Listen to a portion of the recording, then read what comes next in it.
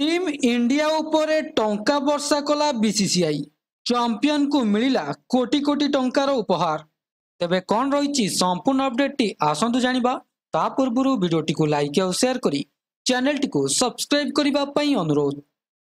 ICC champions trophy 2025 रे विजयी हेबा परे टीम इंडिया पई नगद पुरस्कार घोषणा करिछि बीसीसीआई। एही टंका खेलाड़ी मानक सह प्रशिक्षक एवं सहायक कर्मचारी को मध्य प्रदान करा जिवो।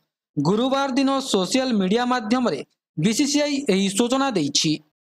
बीसीसीआई निजर ऑफिशियल वेबसाइट माध्यम रे कहिछि भारतीय क्रिकेट नियंत्रण बोर्ड आईसीसी चैंपियंस ट्रॉफी 2025 रे टीम इंडिया रो विजय पई 58 कोटी टंकार नगद पुरस्कार घोषणा करिछि। पुरस्कार राशि खेलाड़ी मानक सह प्रशिक्षक एवं सहायक कर्मचारी चयन कमिटी सदस्य मानक प्रदान करा जिवो। अधिनायक रोहित शर्मा नेतृत्व में भारत विजयी होइतिला। बांग्लादेश विपक्ष में 6 विकेट रे दृढ़ विजय सह टीम इंडिया अभियान आरंभ करितिला। एहा परे पाकिस्तान विपक्ष में 6 विकेट रे विजय होइतिला टीम इंडिया। न्यूजीलैंड विपक्ष में 44 रन रे विजय हासिल करितिला टीम इंडिया। शेष रे टीम इंडिया सेमीफाइनल रे ऑस्ट्रेलिया को 4 विकेट रे परास्त करी सेमीफाइनल जीती फाइनल रे प्रवेश करितिला। फाइनल रे न्यूजीलैंड को धराशायी करी चैंपियन होइतिला भारत। आउ एबे चैंपियन हेबार मधुर फल पाइछंती खेलाड़ी। दल हातोइछि 58 कोटी टंका। बीसीसीआई रोहित शर्मा एवं तांको दल पई सेमानकर ऐतिहासिक विजय एवं भारतर सप्तम आईसीसी टाइटल पई 58 कोटी टंकार पुरस्कार घोषणा करिछि। गत वर्ष जून मासरे जेतेबेले भारत आईसीसी पुरुष टी20 विश्वकप जीतिथिला, बीसीसीआई रोहित शर्मा नेतृत्व में पुणी थरे टी20 विश्वकप विजयी दल पई पुरस्कार राशि भाव में 125 कोटी टंका घोषणा करिथिला बीसीसीआई। टूर्नामेंट रनर्स अप हेबा परे न्यूजीलैंड को $1.2 प्राय 9 कोटी 72 लाख टंका मिली।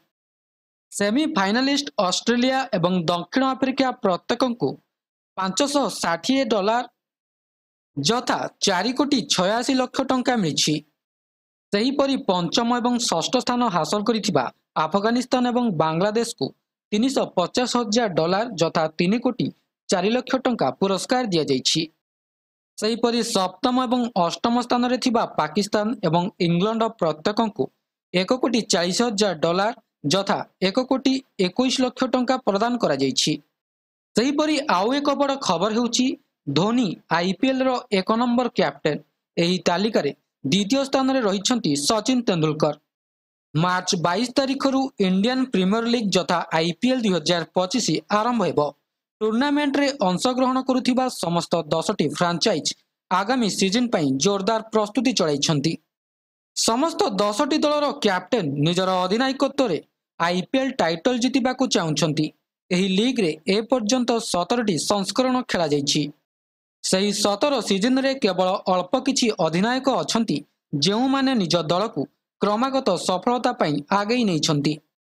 तबे प्रथम स्थान रे अछंती एमएस धोनी। एमएस धोनी निज अधिनायकत्व रे चेन्नई सुपर किंग्स को 5 थर चैंपियन करिछंती। एही कारणरू चेन्नई सबुठारु सफल फ्रांचाइज मध्य रे गणा जाय। एथिसह एही टूर्नामेंट रो अन्य अधिनायकक तुलना रे अधिनायक भाव में एमएस धोनी को विजय प्रतिशत सर्वाधिक। धोनी आईपीएल रे 226 टी मैच रे सीएसके रो अधिनायकत्व करथिले। एथिमध्यरु से 133 मैच जीति 91 रे हारिथिले। तांकर विजय प्रतिशत 58.84 जहाँकि अन्य अधिनायकक तुलना रे सर्वाधिक रहिछि। एही तालिका रे सचिन तेंदुलकर नाम द्वितीय स्थान रे रहिछि। सचिन तांको आईपीएल कैरियर रे 51 टी मैच अधिनायक करथिले। सेथि मध्यरु से 30 टी जीति 21 टी हारिथिले। तांकर जीतिबा प्रतिशत हेउछि 58.82% थिला। तेबे एही तालिका रे स्टीव स्मिथ को नाम तृतीय स्थान रे रहिछि। एहा परे हार्दिक पांड्या एवं रोहित शर्मा को नाम यथाक्रमे चतुर्थ एवं पंचम स्थान रे रहिछि। सेहीपरि आउ एक बड़ खबर हेउछि विराट कोहली को सख्त झटका देला बीसीसीआई। हेबनी नियम रे कोनोसी परिवर्तन। ऑस्ट्रेलिया रे बॉर्डर गावस्कर ट्रॉफी परे बीसीसीआई कार्यानुष्ठान ग्रहण करिथिला। बीसीसीआई परिवार सदस्यों को सांगरे न नहीं जिबार नियम प्रस्तुति करिथिला। 45 ଦିନିଆ ମ୍ୟାଚ୍ରେ ଖେଳାଳିଙ୍କ ସହ ପରିବାର ଲୋକେ ମାତ୍ର 2 ସପ୍ତାହ ରହିବେ ବୋଲି ନିୟମରେ ଉଲ୍ଲେଖ କରାଯାଇଥିଲା। କିନ୍ତୁ ବିରାଟ କୋହଲି ବିସିସିଆଇର ଏହି ନିୟମରେ ଅସନ୍ତୋଷ ପ୍ରକାଶ କରିଥିଲେ। ସେ କହିଥିଲେ ଯେ ପରିବାର ଲୋକେ ଖେଳାଳିଙ୍କୁ ମାନସିକ ସପୋର୍ଟ ଦେଇଥାନ୍ତି, ପରିବାର ସୁବିଧା ଦେଇଥିଲେ। ହେଲେ ବର୍ତ୍ତମାନ ଏକ ଅଲଗା ରିପୋର୍ଟ ସାମ୍ନାକୁ ଆସିଛି। ତେବେ ବିରାଟ କୋହଲିଙ୍କୁ ଲାଗିଛି ଝଟକା। ବୋର୍ଡ ସଚିବ କହିଛନ୍ତି ଯେ ବର୍ତ୍ତମାନ ପରିବାରକୁ ସାଙ୍ଗରେ ନେବା ଅବଧିରେ କୌଣସି ଯୋଜନା କରାଯାଇ ନାହିଁ। କିଛି ଖାସ୍ ପରିସ୍ଥିତିରେ ଏଥିରେ କିଛି କରାଯାଇପାରିବ। ଏଥିରୁ ବର୍ତ୍ତମାନ ସ୍ପଷ୍ଟ ହୋଇଗଲା ଯେ ବିସିସିଆଇ ପକ୍ଷରୁ ପରିବାରକୁ ନେବା ନିୟମରେ କୌଣସି ପରିବର୍ତ୍ତନ ହୋଇନାହିଁ। ତେବେ ଏହା ଥିଲା ସମ୍ପୂର୍ଣ୍ଣ ଅପଡେଟଟି। ଭିଡ଼ିଓଟି ଭଲ ଲାଗିଥିଲେ ଭିଡ଼ିଓଟିକୁ ଲାଇକ୍ କରନ୍ତୁ, ସେୟାର କରନ୍ତୁ ଏବଂ ଚ୍ୟାନେଲଟିକୁ ସବସ୍କ୍ରାଇବ୍ କରିବାକୁ ଭୁଲନ୍ତୁ ନାହିଁ। ଭିଡ଼ିଓଟିକୁ ଶେଷ ପର୍ଯ୍ୟନ୍ତ ଦେଖିଥିବାରୁ ଆପଣଙ୍କୁ ବହୁତ ବହୁତ ଧନ୍ୟବାଦ।